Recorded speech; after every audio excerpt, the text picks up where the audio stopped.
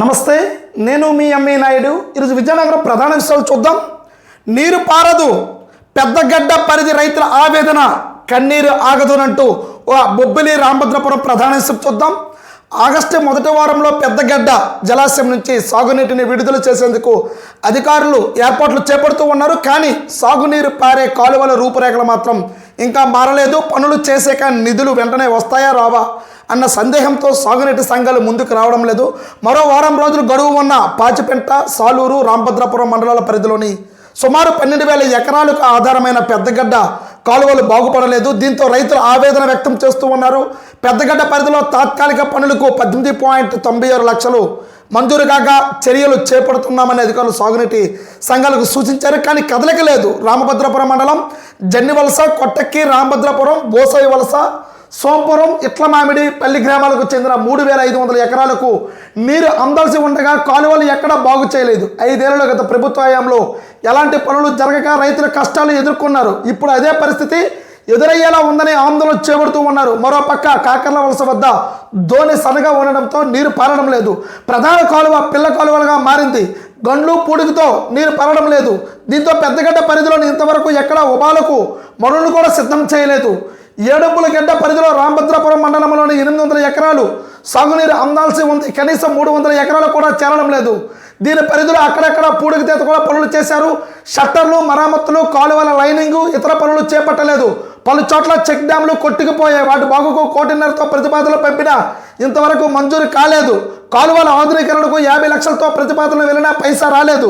బ్రంపల్లి ఆనకట్టు పరిధిలో 15 లక్షలతో 15 కిలోమీటర్ల మేర పూడికి తీశారు. రామభద్రపురం, బొబ్బిలి, బాడింగ మండలంలో 7,000 ఎకరాలకు దీని సాగునీరు అందాల్సి ఉంది. అయితే కాలువలోని అదనపు నీరు చెరువుల్లోకి పారే విధంగా తూములు, పిల్ల కాలువలు పనులు ఇంకా చేయలేదు.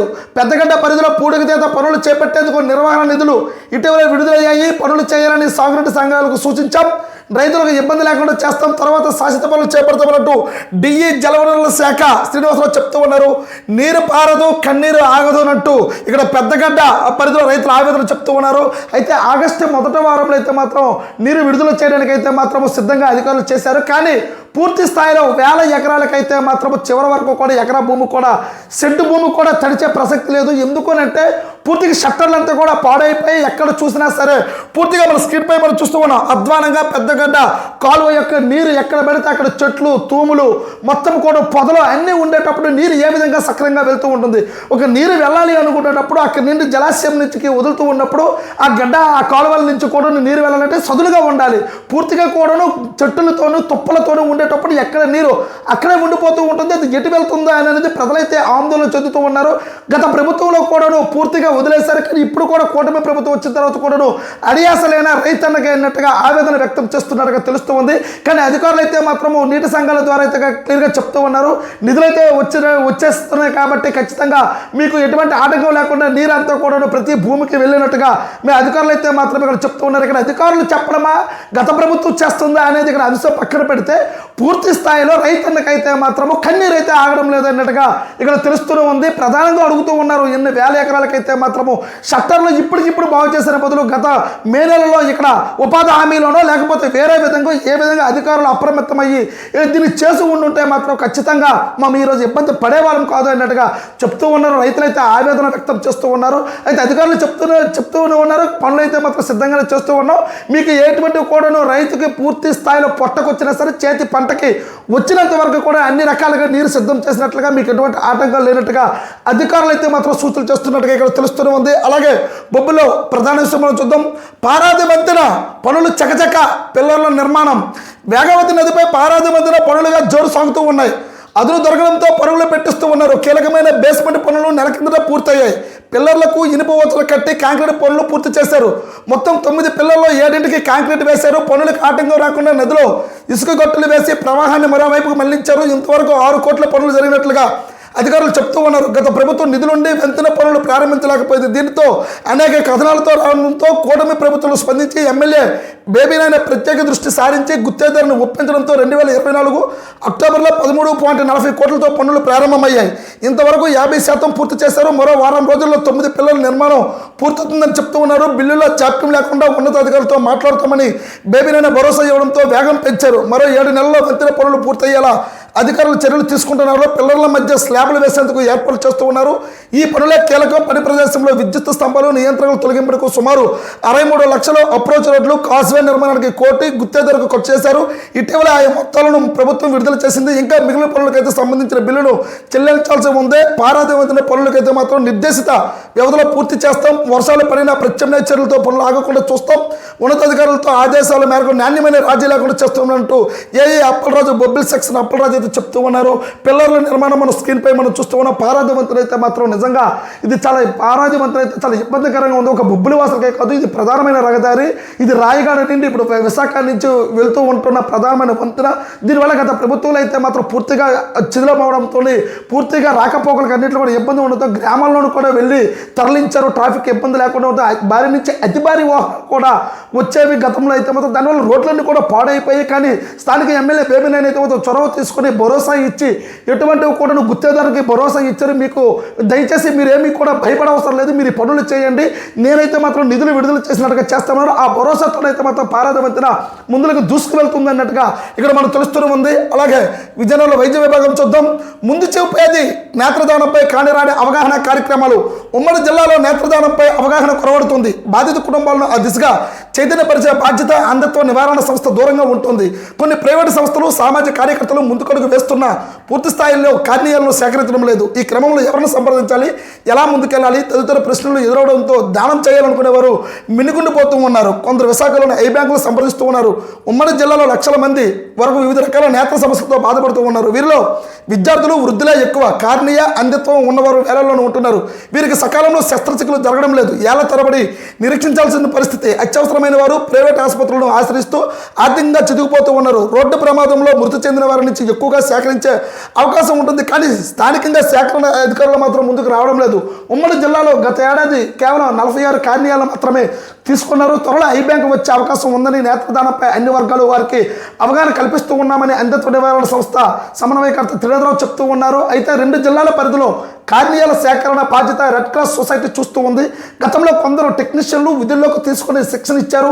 వీరు క్షేత్రస్థాయిలో కానరావడం లేదు. ప్రస్తుతం ఒకే ఒక టెక్నీషియన్తో పనిచేస్తూ ఉన్నారు. ప్రభుత్వ వైద్య కళాశాల ఏర్పాటు కావడంతో అక్కడ ఐ బ్యాంక్ వస్తుందని భావించారు. ఆ దిశగా చర్యలు కూడా లేనట్టుగా తెలుస్తూ ఉంది. వ్యక్తి చనిపోయిన 6 గంటల్లోపు రెడ్ క్రాస్ సొసైటీ సమీపంలో ఉన్న ప్రభుత్వ ఆసుపత్రి లేదా తన యొక్క బంధువులను నేత్రదానం కోసం సంప్రదించవచ్చు. నేత్రాలను అమ్మడం, కొనడం నేరం. కేవలం మరణాంతరం మాత్రమే స్వీకరించాలన్నట్టుగా తెలుస్తూ ఉంది. అయితే ముందు చూపు ఏది నేత్రదానంపై కానిరాని అవగాహన కార్యక్రమం. ఇది వాస్తవమే. చాలామంది అయితే మాత్రం చనిపోయే ముందు చాలామంది వాళ్ళ యొక్క అవయవాలు అయితే మాత్రం ఇవ్వాలని చాలామందికి కుతూహలంగా ఉంటుంది. మేము చనిపోయిన తర్వాత కూడాను ఎవరికో ఒకరికి ఇవి ఉపయోగపడాలని చాలామంది విద్యావంతులు, చాలామంది తెలివైన వాళ్ళు, చదువుకోలేని వాళ్ళు ఎవరైనా సరే దాని మీద ఒక అవగాహన ఉన్న వాళ్ళైతే మాత్రం మా దానం చేస్తే మరో వాళ్ళకి పునర్జన్మలాగా వస్తుంది కదా అని అవగాహన అయితే మీద చాలామంది దాతృత్వం కూడా వస్తూ ఉన్నారు. కానీ క్షేత్రస్థాయిలో అయితే మాత్రం ఎవరిని ఎప్పుడు చవ్వాలి, ఎలాగ ఇవ్వాలి అనేది అయితే మాత్రం ఇప్పుడు కూడా చాలామంది సందిగ్ధంలో ఉన్నారు. కాబట్టి దీంట్లో అప్రమత్తం చేయాల్సింది అధికారులు అయితే మాత్రము దాన్ని పూర్తి స్థాయిలో ఎవరిని అప్రోచ్ అవ్వాలి, ఎలా చేయాలి, దాని యొక్క నియమ నిబంధనలు ఏంటి అవన్నీ తెలుసుకోవాలి. కానీ అది పూర్తి క్షేత్రస్థాయిలో వాస్తవంగా చెప్పాలంటే మాత్రం ఇప్పటికీ కూడాను చాలామందికి తెలియదు. ఇద్దామని సహాయం చేద్దామని అనుకున్నా సరే కానీ ఎవరికి చేయాలి, అది ఏ విధంగా చేయాలి, ఎలా చేయాలి అనేది అయితే మాత్రం అవగాహన లోపంతో అయితే మాత్రం చాలా ఇబ్బంది పడుతూ ఉన్నారు. కాబట్టి అధికారులు ఏ విధంగా ఇలాంటి వాటిని మాధ్యమాల్లో కానీ వాళ్ళ యొక్క ఏ విధంగా అయితే దీన్ని అప్రోచ్ అయ్యి, ఎందుకంటే ఇది అమ్మడము కొనడం అనేది ఒక నేరం, చట్టరీత్యా నేరం. కాబట్టి దీన్ని వాళ్ళ ఇబ్బంది లేకుండా వాళ్ళ బంధువుల నేతృత్వంలోనూ వాళ్ళ యొక్క కుటుంబ సభ్యుల్లోనూ అతని యొక్క వ్యక్తి యొక్క వాళ్ళ భార్య, పిల్లలు వాళ్ళందరితో కూడా మాట్లాడేది ఒక అప్రోచ్ ఉంటుంది. కాబట్టి ఖచ్చితంగా దానికి చాలామంది మాత్రం ముందుకు వస్తూ ఉన్నారు. కానీ దానికి అవగాహన లేకపోవడంతో చాలామంది వెనుకొంజు వేస్తూ ఉన్నట్టుగా తెలుస్తూనే ఉంది. అలాగే మరొక ప్రధాన చూద్దాం. క్రమబద్ధీకరణ, కోట్ల ఆదాయం, అనాధికార లేఅవుట్లపై ప్రభుత్వ ఉత్తర్వులు. ఐటీఐ కాలనీ సమీపంలోని అనాధికార లేఅవుట్, పురపాలక సంఘాల్లోని అనాధికార లేఅవుట్ల క్రమబద్ధీకరణ ప్రభుత్వం పచ్చజెండా ఊపింది.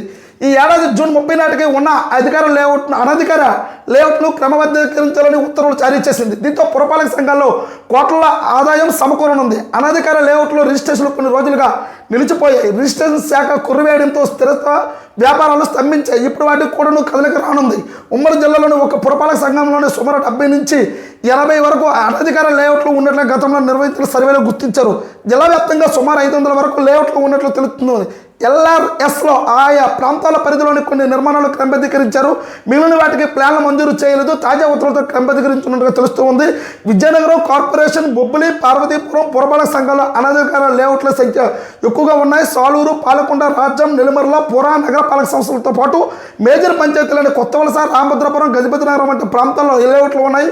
ఒక్కో పురపాలక సంఘానికి 10 కోట్ల నుంచి 15 కోట్ల వరకు ఆదాయం వస్తుందని టౌన్ ప్లానింగ్ అధికారులు భావిస్తూ ఉన్నారు. దీంతో అభివృద్ధి పనులు జరిగే అవకాశాలు ఉన్నట్టుగా తెలుస్తూనే ఉన్నాయి. అయితే కోట్ల ఆదాయం అయితే వస్తూ ఉంటుంది. రియల్ ఎస్టేట్ అయితే మాత్రము నిజంగా చాలా స్పీడ్గా ముందుకు వెళ్తూ ఉంది. కానీ కావలసిన ఒక్కటి కూడా పర్మిషన్స్ ఉండవు. దానికి ఎందుకంటే రిజిస్ట్రేషన్లో సమస్యలా, లేకపోతే దాన్ని ఎందుకు ఎవరు పట్టించుకోవడం లేదు. కానీ ఈ యొక్క పురపాలక సంఘాలు అయితే మాత్రం ఎక్కడ చూసినా సరే ప్రతి దగ్గర లేఅవుట్లు వేస్తూ ఉన్నారు. కానీ లేఅవుట్లో కావలసిన పేపర్లు అయితే మాత్రము క్రమబద్ధీకరణ చేయడం విషయంలో అయితే మాత్రం చాలా ఫెయిల్ అయ్యారు. కానీ దీన్ని తూతూ మంత్రంగా చేయడంతో లేఅవుట్లో కూడా భూదందాదారులు, ఈ కబ్జాదారులు కూడా పెట్టలేకపోతూ ఉన్నారు. తర్వాత ఎవరైతే కొనుక్కుంటారో వాళ్ళు ఇబ్బంది పడతారు. కాబట్టి దాన్ని ఖచ్చితంగా కఠిన యొక్క చర్యలు తీసుకొని వాటి యొక్క ఏ విధంగా అయితే మాత్రం ప్రతి ఒక్క లేఅవుట్ను కూడాను క్రమబద్ధీకరిస్తే మాత్రం కోట్ల రూపాయలు అయితే మాత్రం ప్రభుత్వానికి ఆదాయానికి వస్తూ ఉంటుంది. కాబట్టి లేకపోతే వీళ్ళ యొక్క వెంచర్లు వేసేస్తున్నారో తలెవరో తోకెవరో తెలియదు. తర్వాత కొనేవారు ఎక్కడ ఉంటారో కూడా తెలియదు. కాబట్టి దీన్ని ఖచ్చితంగా కొనేవారికి హక్కుదారులుగా ఇవ్వాలి. కాబట్టి వీటిపైన అధికారులు అయితే మాత్రం అప్రమత్తమైతే కోట్ల రూపాయలు అయితే మాత్రం ప్రభుత్వానికి వస్తుంది. లేకపోతే గండి కొట్టే అవకాశం ఉన్నట్టుగా తెలుస్తూనే ఉంది. చూస్తూ ఉండండి ఎంఈ న్యూస్. నేను మీ ఎంఈ నాయుడు.